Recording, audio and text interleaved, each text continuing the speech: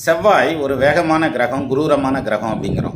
செவ்வாய் லக்னத்தில் இருந்தாலோ 7ஆம் இடத்துல இருந்தாலோ அவங்க கொஞ்சம் வேகமாக பேசுவாங்க, முன்கோபியாக இருப்பாங்க, சட்டுப்புட்டுன்னு கோவம் வந்துடும், இதெல்லாம் சொல்கிறோம்.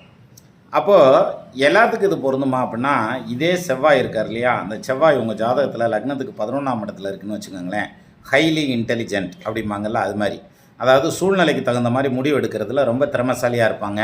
பதஷ்டப்படாமல் எந்த காரியத்தையும் செய்வாங்க. இவங்க இறங்குற காரியம் சக்ஸஸ் ஆகும். இந்த இன்டெலிஜென்ஸ் அப்படிங்கிறது இந்த செவ்வாயால் மட்டும்தான் வருமானா கிடையாது. இது மாதிரி இன்னும் ஒரு சில கிரக அமைப்பு இருக்குது. அதாவது இப்போ புதன் லக்னத்தில் இருந்தாலோ லக்னத்தை பார்த்தாலோ, லக்னத்தை பார்க்கணும்னா 7ஆம் இடத்துல இருந்து தான் பார்க்கணும்.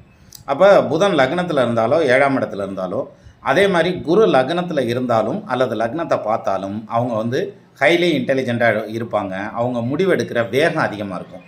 சிலர் வந்து பார்த்திங்கன்னா அடுத்தவங்க விஷயத்துக்கு டக்கு டக்குன்னு முடிவெடுப்பாங்க, தன்னுடைய விஷயங்களை குழம்பிடுவாங்க. இவங்க யாருமே இது மாதிரி குழம்பவே மாட்டாங்க.